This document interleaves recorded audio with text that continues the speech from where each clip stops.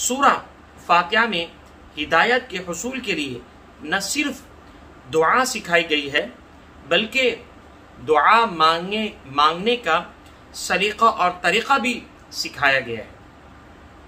پہلے اللہ سبحانہ و تعالیٰ کی حمد و ثنا کی جائے، اس کی بڑائی کو تسلیم کیا جائے، پھر اپنی عاجزی کا اعتراف کرتے ہوئے اس کی مکمل بندگی کرنے کا اقرار کیا جائے، اور آخر میں اپنی دعا اور حاجت پیش کی جائے۔ بسم اللہ الرحمن الرحیم، الحمدللہ رب العالمین، الرحمن الرحیم، مالک یوم الدین، ایاک نعبد و ایاک نستعین، اہدنا الصراط المستقیم، صراط الذین انعمت علیہم غیر المغضوب علیہم ولا الضالین، آمین۔ صدق اللہ العظیم۔ رب اشرح لی صدری ویسر لی امری واحلل عقدۃ من لسانی یفقہوا قولی، رب زدنی علما، رب یسر ولا تعسر وتمم بالخیر وبک نستعین یا فتاح، آمین یا رب العالمین۔ السلام علیکم ورحمۃ اللہ۔ محترم ناظرین، آج ہم انشاءاللہ پہلے پارے کا خلاصہ آپ کے سامنے پیش کرنے جا رہے ہیں۔ اللہ سبحانہ و تعالیٰ سے دعا ہے کہ وہ قرآن کریم کی تمام تعلیمات پر عمل کرنے کی توفیق عطا فرمائے۔ آئیے باقاعدہ آغاز کر لیتے ہیں۔ پہلی سورت مبارکہ سورۃ الفاتحہ ہے۔ سورۃ الفاتحہ کو فاتحہ کیوں کہا جاتا ہے؟ چونکہ فاتحہ کا مطلب افتتاح ہے، یعنی آغاز کرنا ہے یا آغاز ہونا ہے۔ اس کے علاوہ بھی اس سورت مبارکہ کے کئی نام ہیں، اور اسی طریقے سے ان میں سے ایک نام اساس القرآن بھی ہے، جو کہ قرآن کریم کی بنیاد ہے۔ اس نام کی وجہ یہ ہے کہ یہ سورہ مبارکہ ایک دعا ہے۔ پورے قرآن مجید جواب دعا ہے۔ اس سورت مبارکہ میں اللہ سبحانہ و تعالی نے ہمیں دعا سکھائی ہے، اہدنا الصراط المستقیم، اہدنا الصراط المستقیم، تو ہدایت دے ہمیں سیدھے راستے کی۔ اس دعا کے جواب میں اللہ نے قرآن مجید عطا فرما دیا، سبحان اللہ، جو تمام انسانوں کے لیے ہدایت ہے۔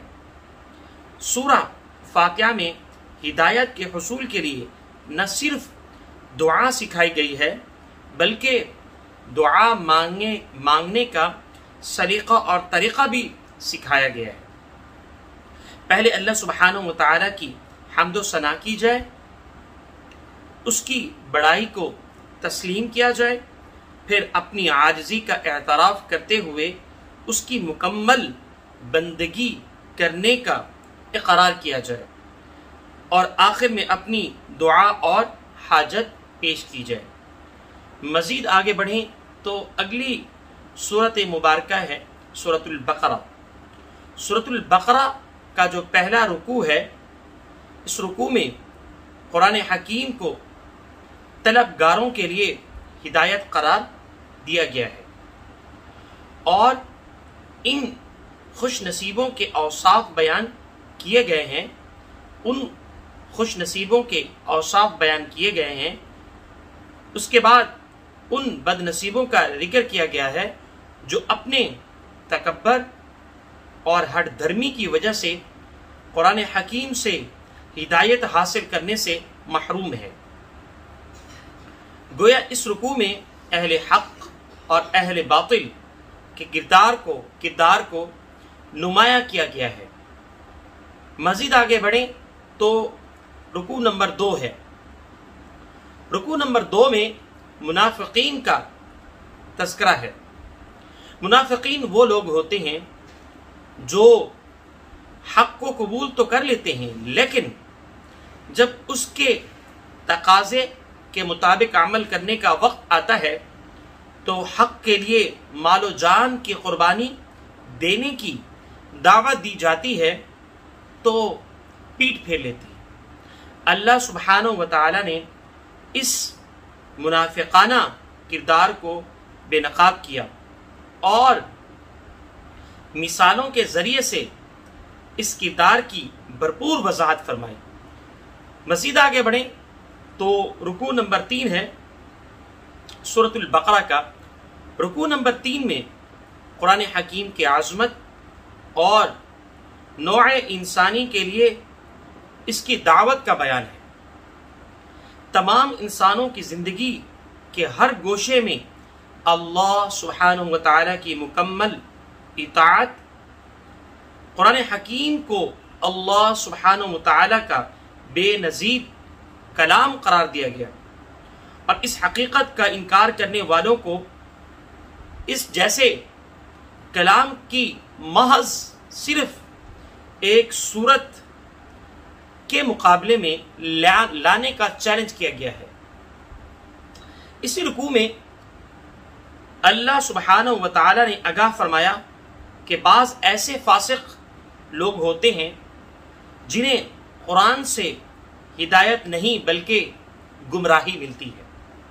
یہ وہ لوگ ہیں جو اللہ سبحانہ و تعالیٰ کے ساتھ عہد کرنے کے بعد اسے پورا نہیں کرتے۔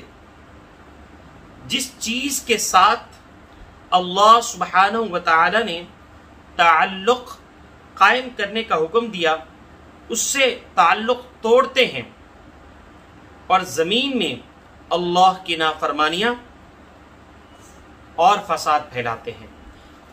اسی طریقے سے مزید آگے بڑھیں تو رکوع نمبر 4 ہے۔ رکوع نمبر 4 میں قرآن حکیم کا فلسفہ بیان کیا گیا ہے۔ فلسفہ کا موضوع ہوتا ہے کائنات، خالق اور انسان، یعنی انسان کے بارے میں سوالات کا جواب دینا۔ اس رکوع میں بتایا گیا کہ کائنات اللہ نے بنائی، انسان کو بھی اللہ نے پیدا فرمایا اور اسے اس کائنات میں خلافت یا اس کائنات میں خلافت کا منصب عطا کیا۔ تسخیر کائنات کے لیے اسے علم کی دولت سے سرفرازہ گیا، اور تمام فرشتوں اور ابلیس نامی جن کو اس کے سامنے سجدہ ریز ہونے کا حکم دیا۔ ابلیس نے ایسا کرنے سے انکار کیا۔ اللہ سبحانہ و تعالی نے حضرت آدم علیہ السلام کو آگاہ کیا کہ دنیا میں ابلیس ان کی نسل کو اللہ کی نافرمانی کی طرف راغب کرے گا، اس کے شر کے مقابلے کے لیے اللہ ہدایت نازل فرماتا رہے گا۔ ہدایت پر عمل کرنے والے کامیاب اور اس سے رخ پھیرنے والے عذاب کا شکار اور ناکام ہوں گے۔ مزید آگے بڑھیں تو رکوع نمبر 5 ہے۔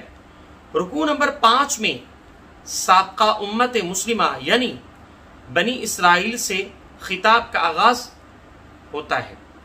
اس رکوع میں انہیں دی گئی ہدایت کا خلاصہ بیان کیا گیا ہے۔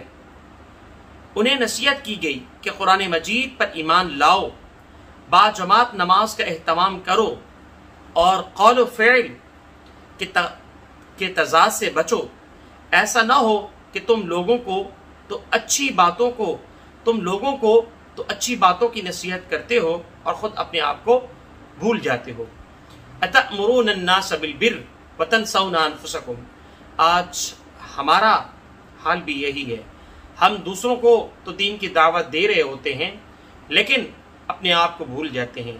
یاد رہے کہ اللہ کے سامنے پیشی جو ہے وہ فردن ہونی ہے، اکیلے ہونی ہے۔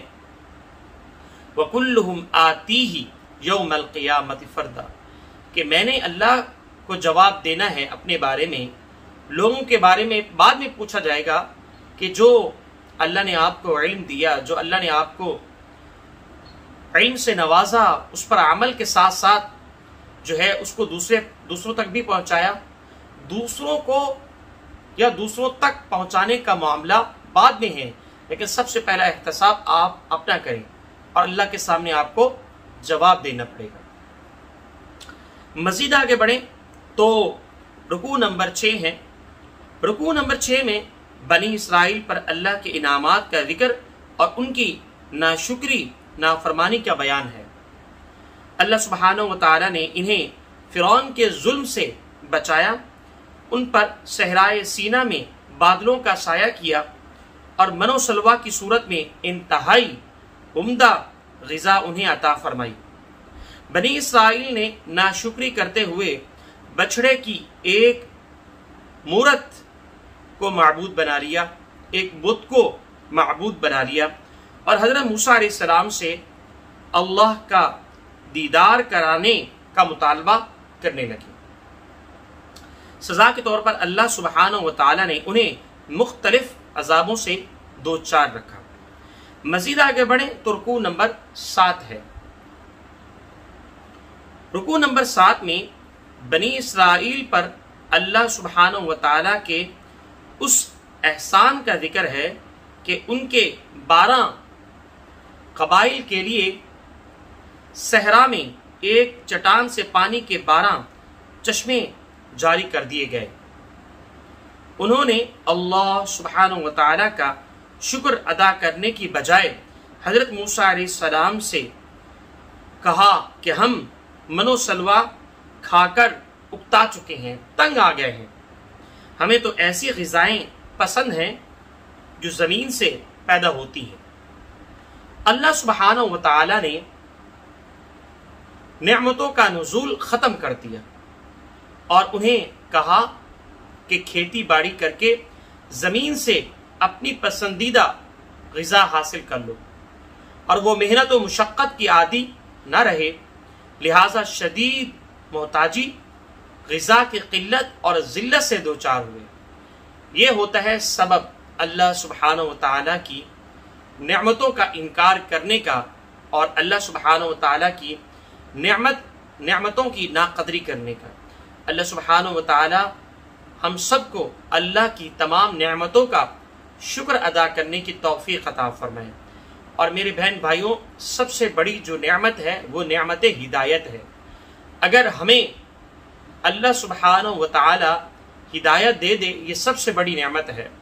اور یاد رہے کہ آپ نے نوٹ کیا ہوگا کہ بہت بہت بڑے سمجھدار لوگ، دانشور، کہ وہ دین کی ان کو سمجھ تو ہوتی ہے اور خود اسلامی تعلیمات کی بڑی بڑی ڈگریاں وہ دوسروں کو پیش کر رہے ہوتے ہیں، لیکن عمل کے میدان میں زیرو ہوتے ہیں۔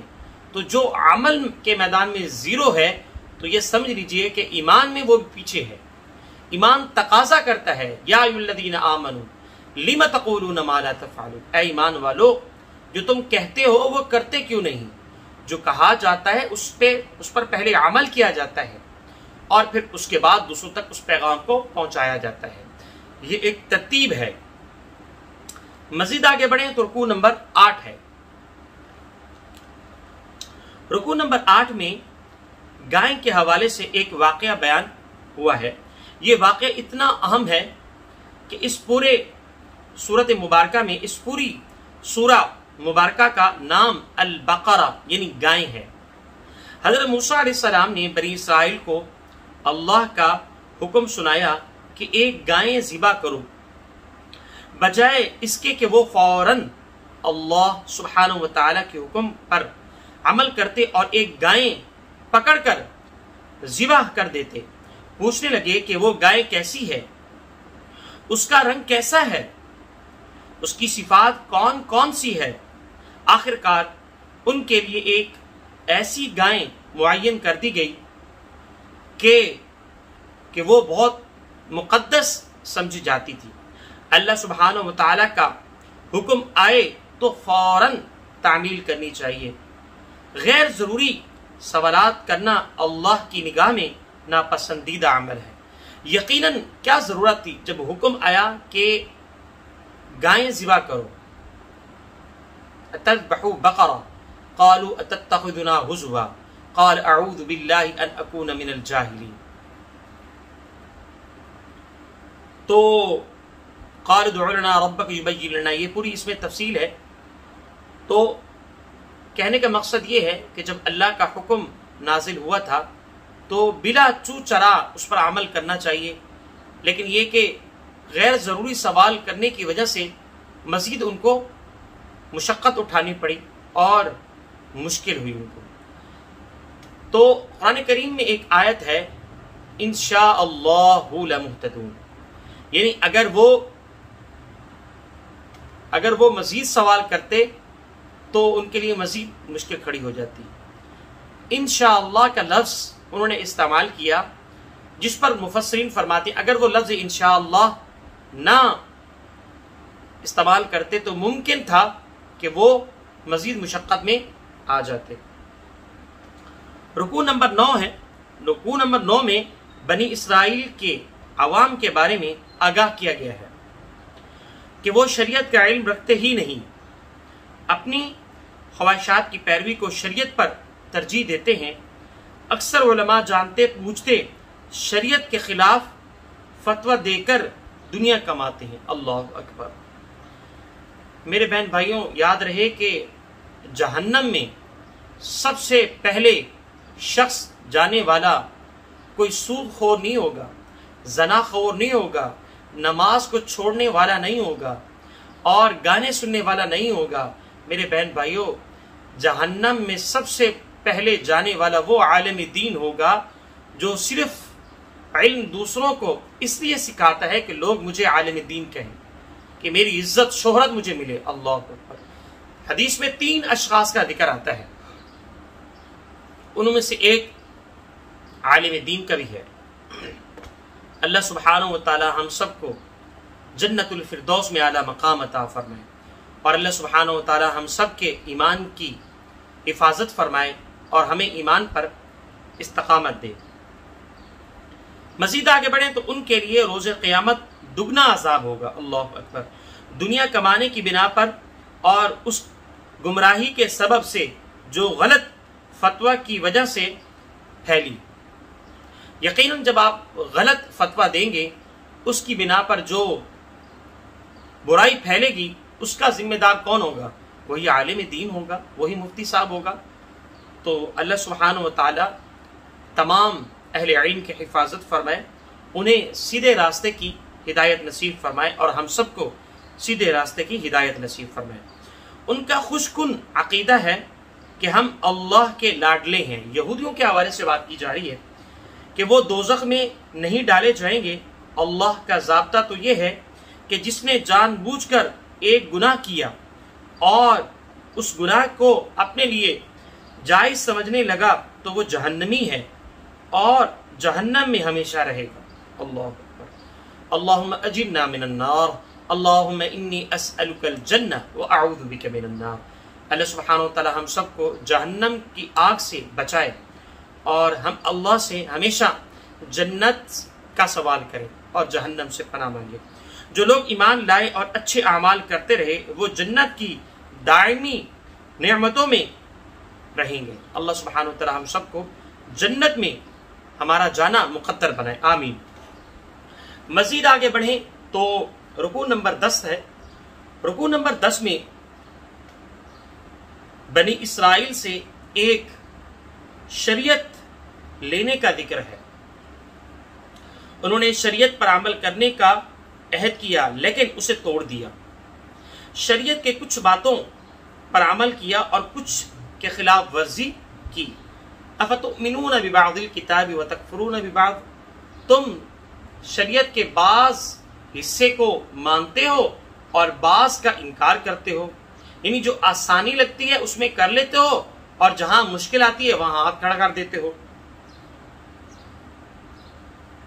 تو یہ طرز عمل اللہ کی نگاہ اللہ کی نہیں بلکہ اپنی خواہشات نفس کی اطاعت والا ہے۔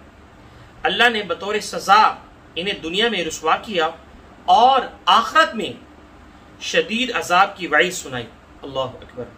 آج ہم مسلمانوں کی دنیا میں ذلت رسوائی کا سبب بھی یہی ہے، یعنی جہاں ہمیں دینی احکام آسان لگتے ہیں وہاں تو وہ کر رہے ہوتے ہیں، لیکن جہاں مشکل ہوتا ہے وہاں ہم رک جاتے ہیں۔ اللہ اکبر۔ تو یہی ہے کہ ہم شریعت کے بعض احکامات پر عمل کر رہے ہیں اور اکثر احکامات پر عمل سے گریز کر رہے ہیں۔ اللہ ہمیں پورے کے پورے اسلام پر عمل کی توفیق عطا فرمائے، آمین۔ مزید آگے بڑھیں تو رکوع نمبر 11 ہے۔ رکوع نمبر 11 میں بنی اسرائیل اچھی طرح جانتے ہیں کہ بنی اسرائیل کا نبی کریم صلی اللہ علیہ وسلم سے حسد، یہ اس میں بیان کیا گیا ہے۔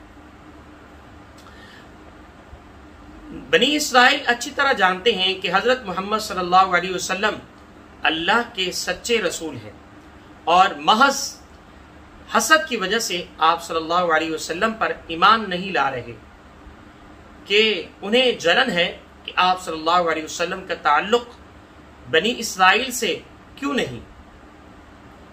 ان کی ساری بداعمالیوں کا سبب یہی ہے کہ وہ دنیا کی زندگی سے محبت کرتے ہیں اور وہ مرنا نہیں چاہتے، بلکہ ان میں سے ہر شخص 1000 سال تک جینے کا آرزو مند ہے۔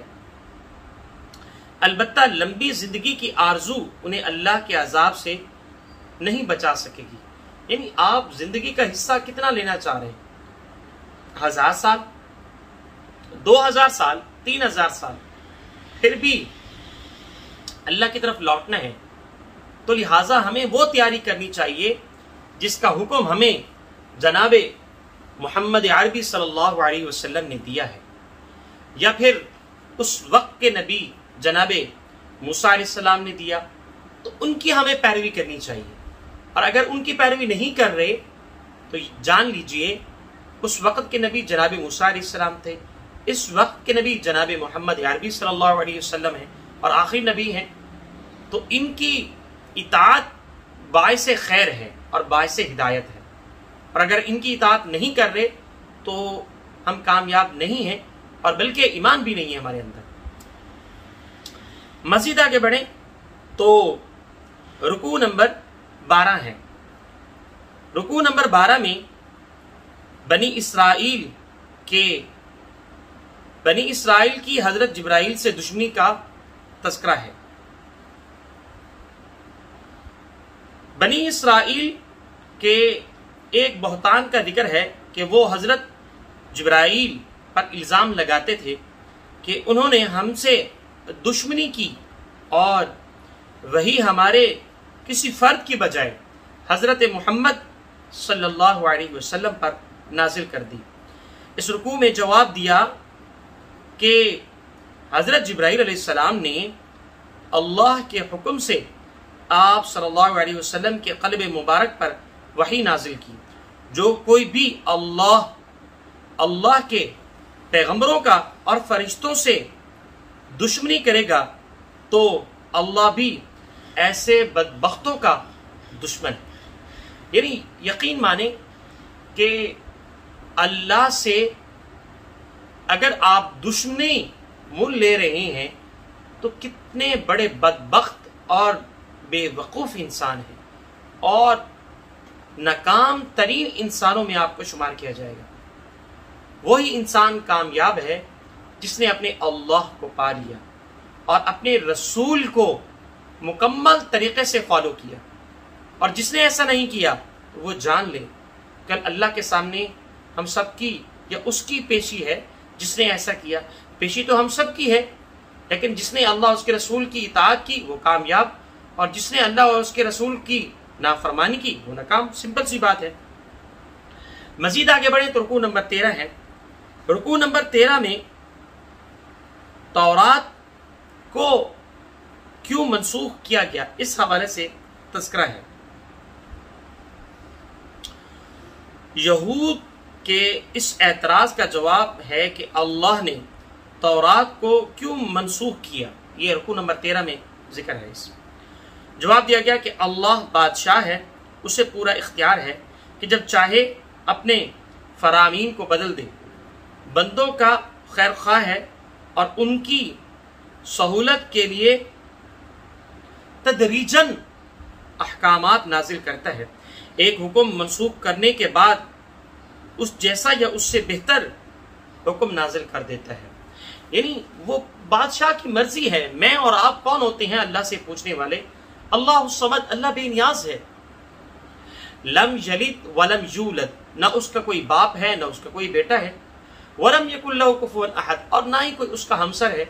یا تو پھر اس کا کوئی ہمسر ہوتا، یا اس کے کوئی برابری کا کوئی ہوتا، یا وہ کسی کا باپ ہوتا. لم یلد ولم یولد، اللہ تعالی باپ، بیٹا، بہن، بھائی، ان تمام عیوب سے پاک ہے. یہ کمزوری تو ہمارے اندر ہے، ہم کسی کے بیٹے بھی ہیں اور کسی کے باپ بھی ہیں، کسی کے بھائی بھی ہیں اور کسی کے بھتیجے بھی ہیں. تو یہ سارے رشتے کی کمزوریاں ہمارے ساتھ ہیں، اللہ کے ساتھ نہیں ہیں. اللہ ان تمام کمزوریوں سے اور تمام عیبوں سے پاک ہے. مزید آگے بڑھیں تو رکوع نمبر 12 ہے، معاف کیجیے گا، رکوع نمبر 14 ہے. رکوع نمبر 14 میں آگاہ کیا گیا ہے کہ یہودی اور عیسائی مسلمانوں سے اس وقت تک راضی نہ ہوں گے جب تک کہ وہ ان کے طریقوں کی پیروی نہ کریں. مسلمانوں کے لیے بھلائی اور کامیابی کا راستہ یہ ہے کہ وہ قرآن حکیم کی دی ہوئی ہدایت پر عمل کریں اور اس کی پیروی کریں. سچے مومن وہی ہیں جو پیروی کی نیت سے قرآن حکیم کی اس طرح تلاوت کرتے ہیں جیسے کہ تلاوت کرنے کا حق ہے. مزید آگے بڑھیں تو رکوع نمبر 15 ہے. رکوع نمبر 15 میں جناب ابراہیم علیہ السلام کی آزمائشوں کا تذکرہ ہے. حضرت ابراہیم علیہ السلام کو اللہ نے کئی محبتوں کے حوالے سے آزمایا. انہوں نے والدین کی محبت، گھر کی محبت، وطن کی محبت، قوم کی محبت، اولاد کی محبت، غرض ہر محبت کو اللہ کی محبت کے سامنے قربان کر دیا. اللہ اکبر. یہاں تک کہ اپنے بیٹے کو بھی اللہ کے حکم پر قربان کرنے کے لیے تیار ہو گئے. اللہ نے انہیں انعام کے طور پر نوع انسانی کے لیے امام بنا دیا. انہوں نے شہر مکہ کو آباد کیا اور وہاں بیت اللہ کی تعمیر نو کرتے ہوئے اللہ سے دعا کی.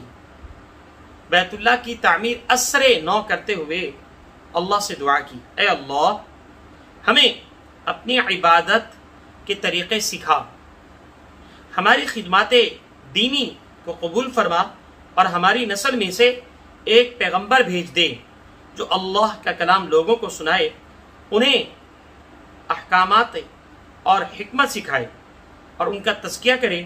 اللہ نے یہ دعا قبول فرمائی. نبی اکرم صلی اللہ علیہ وسلم کو نسل ابراہیمی میں آخری نبی بنا کر بھیجا. نبی کریم صلی اللہ علیہ وسلم نے لوگوں کو آیات قرآنی سنائی. جو لوگ یہ آیات سن کر آپ صلی اللہ علیہ وسلم کے قریب آئے، آپ صلی اللہ علیہ وسلم نے قرآن کے ذریعے سے ان کے نفوس کا تزکیہ کیا، ان کے دلوں میں اللہ کی محبت اور آخرت کی فکر اور شہادت کی تڑپ پیدا کی. پھر انہیں احکامات سکھائے اور احکامات کی حکمت سکھائی. اس طریقے سے وہ جماعت تیار ہوئی جس نے بڑی قربانیاں دی اور بڑیاں قربانی دے کر ایک صالح معاشرہ اور عادلانہ نظام قائم کیا. آج بھی اگر ہم چاہتے ہیں کہ معاشرتی عدل قائم ہو، اس کے لیے بھی یہی طریقہ ہوگا. قرآن کی دعوت کے ذریعے سے لوگوں کو جمع کیا جائے، ان کی تربیت اور تزکیہ کیا جائے، اس کے بعد وہ اللہ کے احکامات پر عمل کرنے اور عادلانہ نظام کے قیام کے لیے حوالے سے ہر قسم کی قربانی دینے کو تیار ہو. مزید آگے بڑھیں تو رکوع نمبر 16 ہے. رکوع نمبر 16 میں ملت ابراہیمی کی وضاحت کی گئی ہے. ملت ابراہیمی میں یہ ہے کہ جیسے ہی اللہ کا حکم آئے فوراً اس کی تعمیل کی جائے یہی روش ہر دانش مند انسان کو اختیار کرنی چاہیے۔ اہمیت نیک لوگوں کی راہ کی پیروی کی نہیں ہے، بلکہ ان کی کسی نسلی تعلق کی بھی نہیں۔ لہٰذا 2 مرتبہ اس رکوع میں بیان کیا گیا ہے، 2 مرتبہ یہ آیت ہے، تلک امۃ قد خلت لہا ما کسبت ولکم ما کسبتم۔ یہ ایک امت تھی جو گزر گئی، جو انہوں نے کمایا وہ ان کے لیے، اور جو تم کماؤ گے تمہارے لیے ہوگا۔ یعنی مقصد یہ ہے کہ آپ جو عمل کرو گے اسی کے بارے میں اللہ کو آپ جواب دو گے، اور انہوں نے جو عمل کیا اس کے بارے میں آپ سے نہیں پوچھا جائے گا کہ انہوں نے کیا کیا۔ لہٰذا اپنے آپ کو جواب دہی کے لیے تیار رکھو کہ نیک عمل میں آگے بڑھتے رہو۔ وَلَا تُسْأَلُونَ عَمَّا كَانُوا يَعْمَلُونَ، اور تم سے سوال نہیں کیا جائے گا اس چیز کے بارے میں کہ وہ کیا کرتے تھے۔ تو الحمدللہ یہ پہلا پارہ کا خلاصہ اللہ کی توفیق سے مکمل ہوا، اور انشاءاللہ اللہ نے چاہا تو پارہ نمبر 2 کے خلاصے کے ساتھ میری خدمت میسر ہوگی۔ تب تک کے لیے اپنی میزبان سید رفیق بخاری کو اجازت دیجیے۔ انشاءاللہ اللہ نے چاہا تو نیکسٹ ویڈیو میں حاضر ہوں گا۔ والسلام علیکم ورحمۃ اللہ وبرکاتہ۔